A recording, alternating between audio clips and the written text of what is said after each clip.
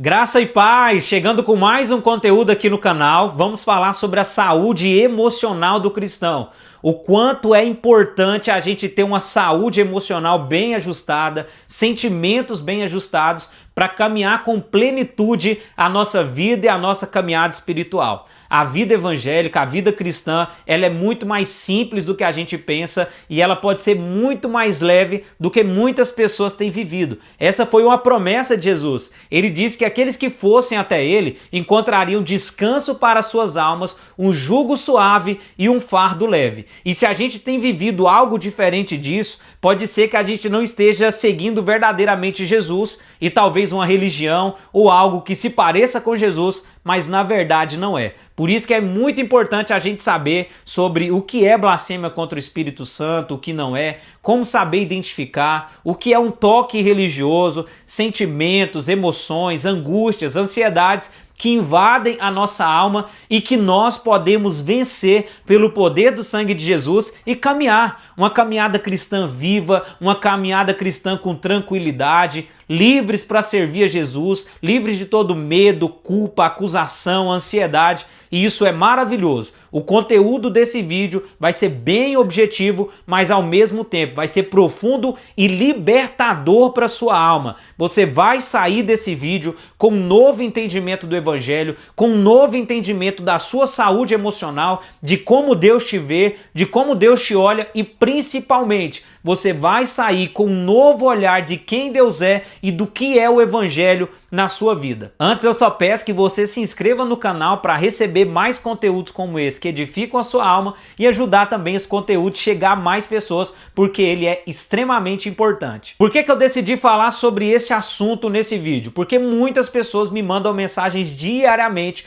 extremamente preocupadas, angustiadas, aflitas em relação à blasfêmia contra o Espírito Santo, com dúvidas se é perdoada ou não por Deus, com dúvidas em relação a coisas tão mínimas no Evangelho e que ao mesmo tempo estão trazendo um peso, uma sobrecarga sobre a vida dessas pessoas e elas não conseguem fluir direito na sua vida cristã, no seu relacionamento com Deus, na sua caminhada ministerial. Isso atrapalha a vida da pessoa. E quando nós falamos sobre isso, talvez nós podemos estar falando de um transtorno de ansiedade, que é o TOC, o transtorno obsessivo compulsivo, que é quando a pessoa tem sempre pensamentos de acusação na mente, um medo excessivo, sempre um sentimento de que não fez perfeito, de que não é perfeito, de que não está sendo aceito ou aceita por Deus, e ao tempo todo pensando que Deus está te castigando, que Deus vai te mandar para o inferno, e um medo excessivo do inferno, um medo excessivo de ser castigado, e acaba muitas vezes servindo a Deus, caminhando no Evangelho com peso, uma sobrecarga sobre si. E como eu falei no início do vídeo,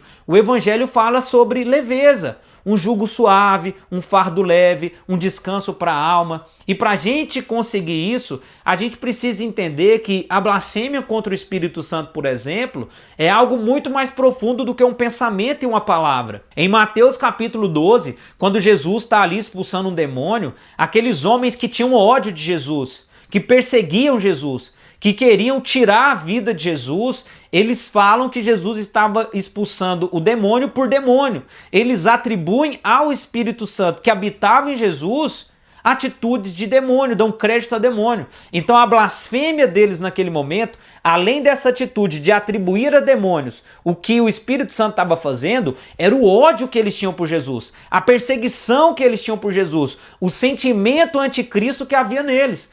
Então a blasfêmia contra o Espírito Santo envolve tudo isso. Envolve um sentimento anticristo, um espírito anticristo que invade a pessoa. Envolve ódio contra Jesus, ódio contra Deus, aversão contra Deus, um coração que não se arrepende, um coração que não se preocupa. Ele não está nem aí se ele falou contra o Espírito Santo ou não. Ele não está nem aí se Deus está se agradando dele ou não. Então se você tem essa mínima preocupação, se está desagradando a Deus, se você fez algo que magoou a Deus, você já não blasfemou contra o Espírito Santo. Você está livre no seu coração e você está livre na sua alma. Outra coisa que faz as pessoas também estar sempre com medo, com angústia, é o sentimento de não terem sido perdoadas. Elas oram, pedem perdão, mas continuam com o peso do pecado, continuam com o peso sobre elas. Elas não conseguem ficar livres da culpa, não conseguem ficar livres da condenação.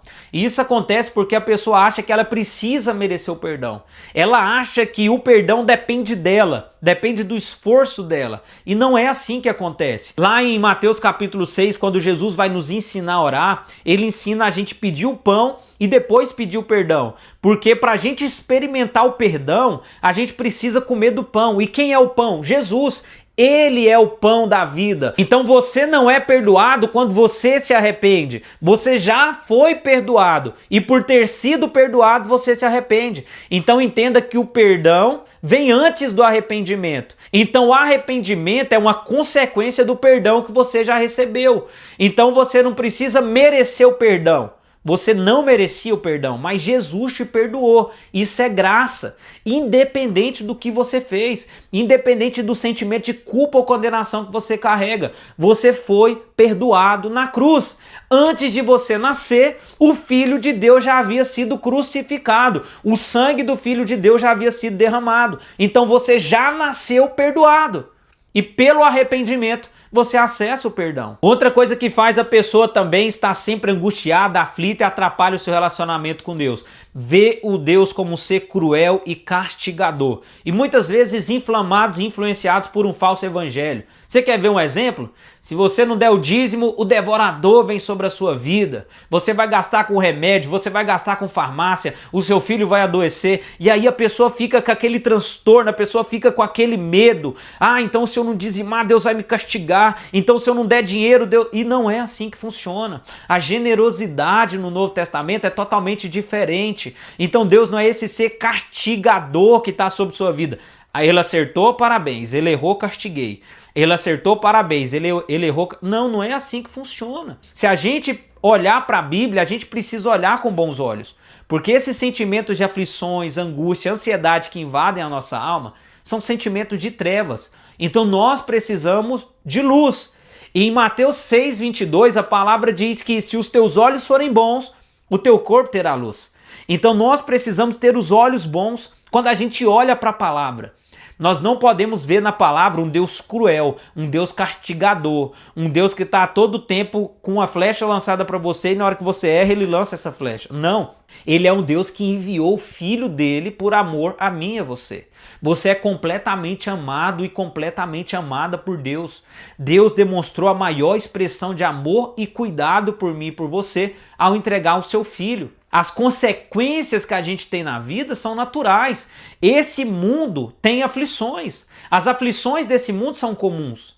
As aflições desse mundo fazem parte. Jesus sofreu as aflições desse mundo. Foi traído, injustiçado, caluniado, difamado, rejeitado, crucificado. Jesus ele passou tudo que esse mundo oferece. Não quer dizer que Deus está aqui nos castigando. Tá vendo? Se adoeceu foi porque Deus castigou. Tá vendo? Você bateu o carro foi porque Deus castigou. Não. A vida está aqui para a gente viver. A gente vai sofrer, a gente vai adoecer, a gente vai se alegrar, a gente vai sorrir, a gente vai viajar, a gente vai ficar em casa. Tantas outras coisas que são naturais da vida.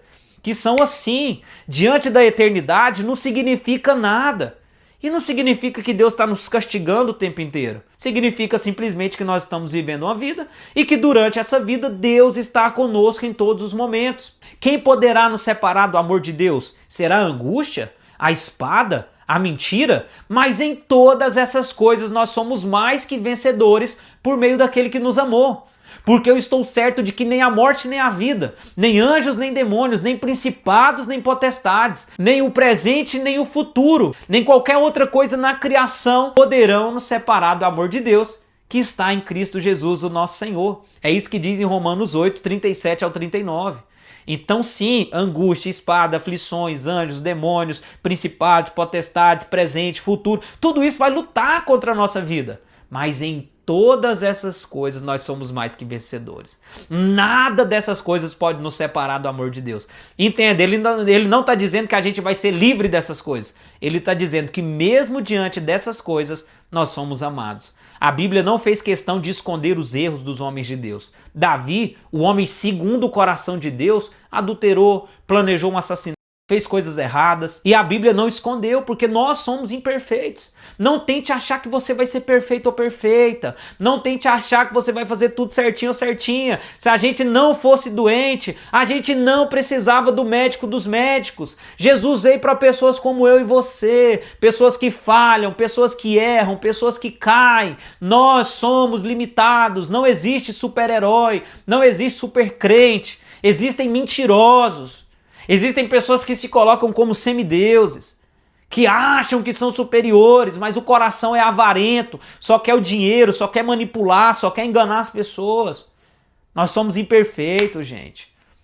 Sabe o que Deus diz sobre Elias? Que Elias orou e fez descer fogo do céu, que Elias orou e parou de chover, ele orou de novo e a chuva desceu. Mas sabe o que ele diz sobre Elias? Que ele era homem comum como nós, sujeitos às mesmas paixões, os mesmos erros. Elias teve depressão, teve ansiedade, teve angústia, se escondeu, pediu para Deus tirar a sua vida. Homens comuns, gente. Nós somos comuns, falhos e limitados. Se a gente não fosse, a gente não dependia de Jesus. Então entenda isso hoje. Entenda isso agora. Tire esse peso do seu coração. Aceite. Aceite que você não é perfeito, não é perfeita. Aceite que você não vai fazer tudo certinho, tudo bonitinho. Nós somos inconstantes. Um dia a gente ama, outro dia a gente não ama. Um dia a gente tá feliz, outro dia a gente tá triste. Um dia a gente quer ler a Bíblia, no outro não quer. Um dia a gente tá alegre para servir a Deus e no outro não tá. E tudo bem. A gente ora, coloca o nosso joelho no chão e conversa com Deus. Pai, hoje eu tô assim, eu tô angustiado, eu tô triste, eu não tô conseguindo ler a Bíblia, eu não tenho força, mas eu tô contigo, o Senhor tá comigo e vamos pra cima. O Senhor me perdoou, o Senhor me ama e vamos juntos. Trata bem as pessoas, procure ser um bom cristão, procure viver a sua vida com naturalidade, cumprir suas responsabilidades, mas não fique se condenando, se culpando, porque Deus te ama. Aprenda a ver esse Deus amoroso. Aprenda a ter um olhar que traz luz para o seu corpo e luz para a sua vida. O olhar de Deus como um pai que entregou o seu filho. O olhar de um Deus cuidador. Assim como Davi disse no Salmo 139, se eu estiver no mais altos céus, tudo bem, tudo perfeito, lá o Senhor está. Mas se eu descer no mais profundo abismo, o dia que eu pequei, o dia que eu errei, o dia que eu enganei, lá o Senhor está comigo. Jonas, do ventre do peixe, ele diz em Jonas 2,2, do ventre do inferno eu clamei e Deus ouviu o meu clamor. Para que homem com um exemplo melhor do que Jonas, que fugiu do propósito, que discutia com Deus? Sabe, gente, nós somos imperfeitos. Nós não fazemos parte de uma geração de homens perfeitos. Nós fazemos parte de uma geração de homens imperfeitos que se entregaram a Deus, que se dobraram a Deus e viveram coisas extraordinárias em Deus, apesar de serem imperfeitos. Tome posse dessa palavra sobre a sua vida. Tome posse dessa verdade. Vá até Jesus, que ele tem descanso para a sua alma, que ele tem alívio para o seu coração. O jugo dele é suave e o fardo dele é leve. Ele te perdoa, ele te ama, ele te sustenta. E se ele tem te sustentado até aqui, ele vai continuar te sustentando. Se você crê nisso, deixa o seu comentário aí no vídeo, deixa a sua experiência pessoal aí no vídeo, para a gente poder orar uns com os outros e sermos fortalecidos. Se você ainda não curtiu, não se inscreveu, curta o vídeo, se inscreva no canal, compartilhe esse vídeo com alguém, porque Deus é contigo e Ele vai te levar a viver a vida plena que Ele tem para você viver.